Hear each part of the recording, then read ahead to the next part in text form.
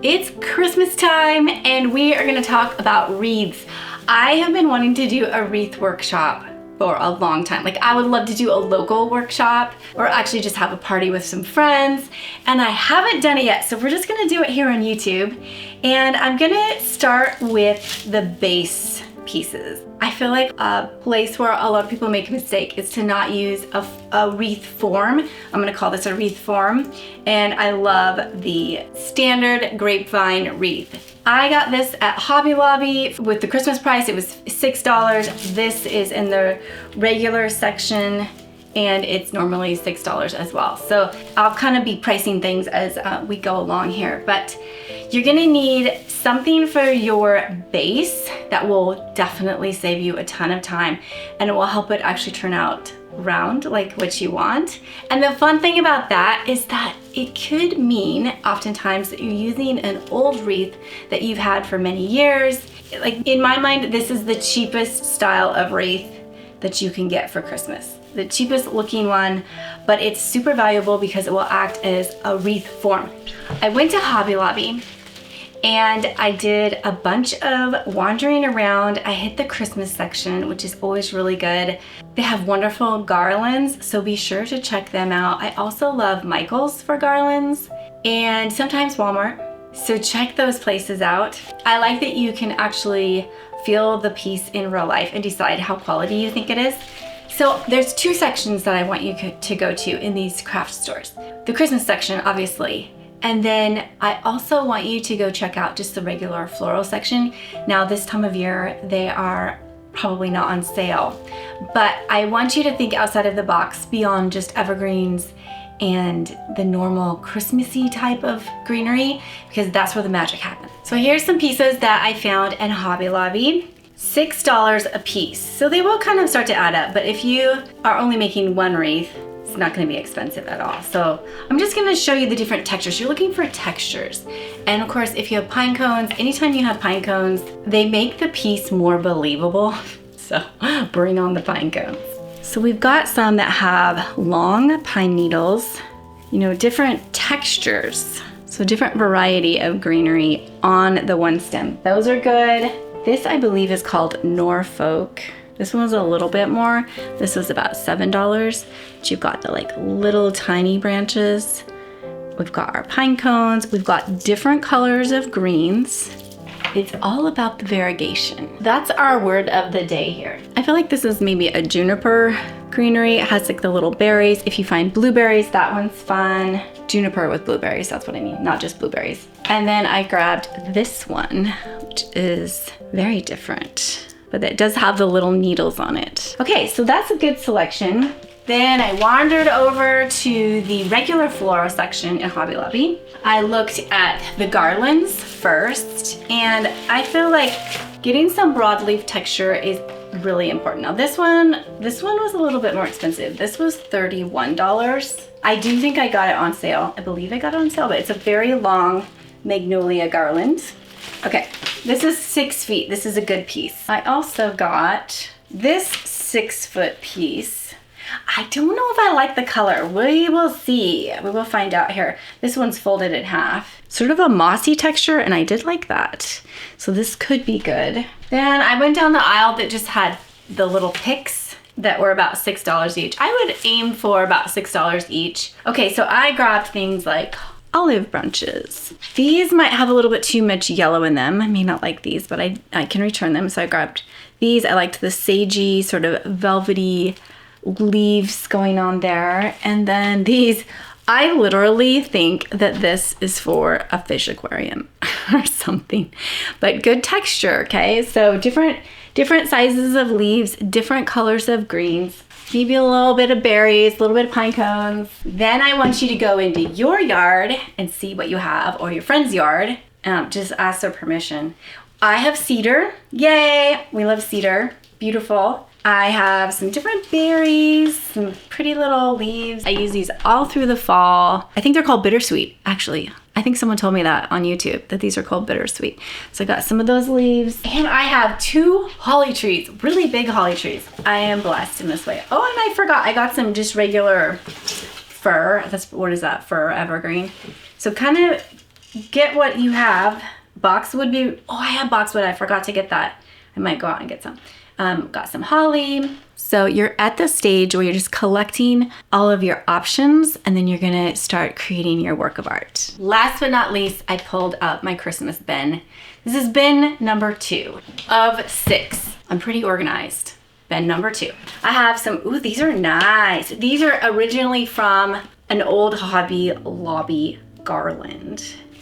And I took it apart to use for different things. So got some good cedar, lots of pine cones. Honestly, not too different from what I have in the other stash that I bought. And then some of this lamb's ear would be pretty too. Okay, that's actually step number 2. And let's talk about step number 3, and then we'll create. And if you happen to live on the East Coast, I have this list of greenery from a wreath workshop that they're doing at the Red Lion Inn, which is where we're gonna host our spring bespoke design retreat. It is one of the oldest inns in the country. It's super charming. It's Norman Rockwell's hometown. It's like Christmas postcard in this town, and they're doing a wreath workshop. And so I was interested in the different greenery they were using, and they say blueberry to juniper, we talked about that. They have Carolina sapphire cypress, incense cedar, white pine, golden cypress, and Fraser fir. So I thought that was a good list. If you're on the East Coast and you're wanting to make wreaths,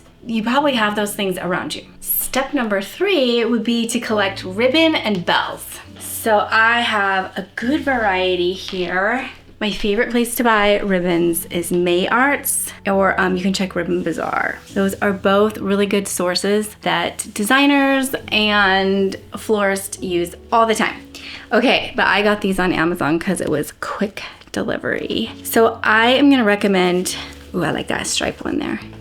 I'm gonna recommend velvet, satin, or silk, and anytime you can get a good stripe, that's good too. Okay, I also picked up some of this camel color and some dusty blue. We'll see where this goes. Then I had, okay, I got this at Hobby Lobby, and I knew that I wasn't gonna keep this red bell. So we'll get rid of that, but I like the size of these. I got some little round ones. I got these on Amazon. I may want to paint these. I also have, I think that they are made in India. They're supposed to look like they're like Middle Eastern looking. Some little goat bells. And then in my stash from my house, I have our traditional sleigh bells, which I've had for many years. Usually they're hanging on our door. These are really heavy. Yeah, these may not make it onto a wreath. And I have these too. These will definitely go on a wreath. Okay, so that's all of our pieces. Get some floral wire, get some clippers, and let's get crafty. Okay, along with getting systems down and simplifying decorating processes, I also think about just the daily living needs. So holidays, remodeling, any type of stressful season, definitely get some help for those basic needs. I love Green Chef because it's a meal kit that comes to your door, and you don't have to go meal plan. You don't have to go to the grocery store. You can just have really quality food brought to you to prepare. There are over 80 different meal plans and over 8 different dietary restrictions that you can create a filter for your own account. I love the Mediterranean diet. And not having a stove and not having a functioning kitchen means that I actually took my kit over to my daughter Abby's place. We made this amazing salmon dish. We made the lasagna, and then there's a mushroom polenta stew, and it was so much fun and so delicious. So if this is something that you think is gonna help you out this time of year, here's my QR code. I'll put the link in the description below. And my code is 50 sheholdsdearly. That will get you 50% off your first box and free shipping and 20% off for the following 2 months. So enjoy. Merry Christmas. Okay, we're gonna make 3 wreaths. I've been messing with all of my different ideas and options that I have, and this is the first one we're gonna make. I took my cheapo fake wreath and I worked all the needles out so they're nice and straight, kind of fluffed the whole thing. You know how with your Christmas tree, if you have a faux tree and you first set it up, you want to get it nice and fluffy. I've chosen 5 different greeneries that are all different. So we have some bittersweet, some real cedar, a pine cone stem with greenery, some holly, and then some faux cedar. I would go for at least 3, and I've got 5, so get a lot of variety in the textures. Also, I have the holly with the red berries, so I'm gonna run with this, and this is gonna be my red wreath. I think you should start with your real cedar, and I'm not gonna wire it in. Some of these I will have to, but it's so, when you really cram it in there, it does fit in there. It almost feels like Velcro. This greenery, because it's wired, you can use it to wrap around. It's a piece of wire, so wrap it around what you need to, okay? And this is such a good flat base layer that starts adding in a new type of texture. I'm gonna go actually all around this wreath with my real cedar, and it will be dried by the end of the season, but I think that's something that people should do more of, is mixing the real in with the faux. It's not that big of a deal. It's gonna dry in a month and you'll throw it out, but it looks so good, and it's free usually. Okay, next I'm gonna add in the faux cedar. It's a lot more 3D than the real cedar garland, so it's gonna start to build more volume. Same thing. Okay, next I'm adding in my pine cone stems, and these stems are a lot more fake looking, so I want to not put them in the very last. I want to cover them with my holly and my bittersweet. Think about which ones really need to be hidden at the end, and don't put them in on the very last. Okay, now we've got the holly with the red berries. Make sure you like how the berries are. I would be careful to not show the backs of the leaves. Well, a little bit of it is okay. And it's getting so thick that I really can just start cramming it in.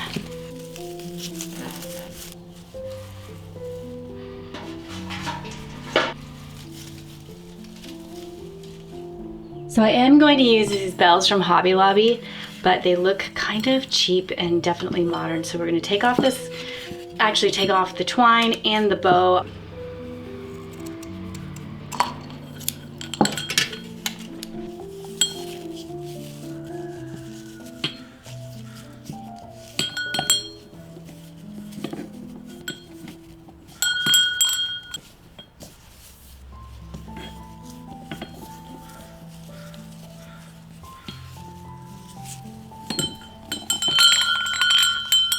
Okay, some of you are gonna ask, I just wanna show you.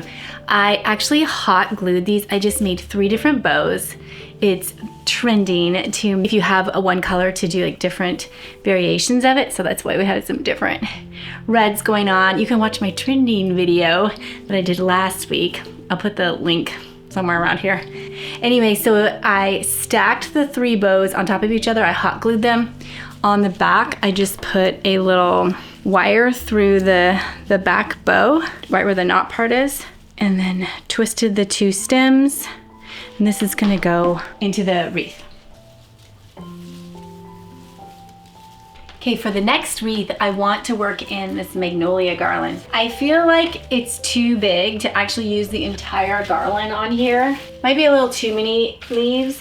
So if I decide not to just wire this thing down, I will pull out leaves and tuck those in. And we're gonna do magnolia leaves. This one, I love this Norfolk with the pine cones. Now I only have one. It was the last one at Hobby Lobby.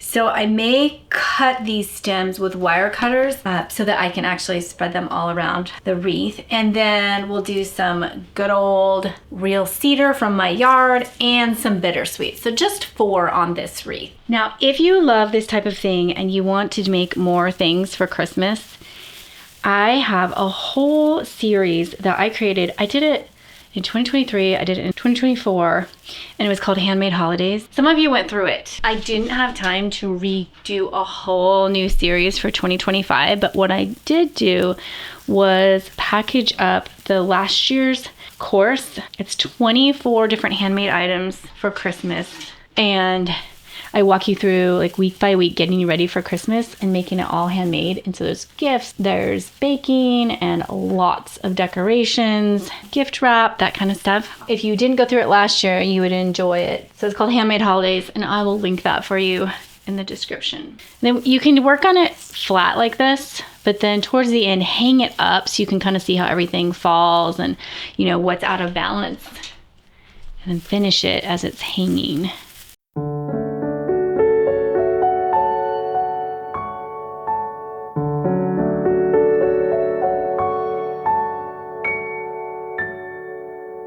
Okay, time for our ribbons.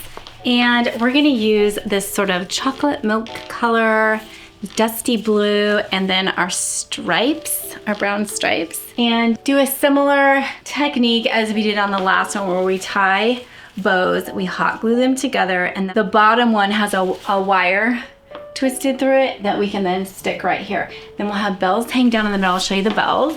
Went ahead and spray painted them so they're a lot more glam. The last step I did was to hot glue one of the bells at the base of the bow, and then you get this nice cascading effect.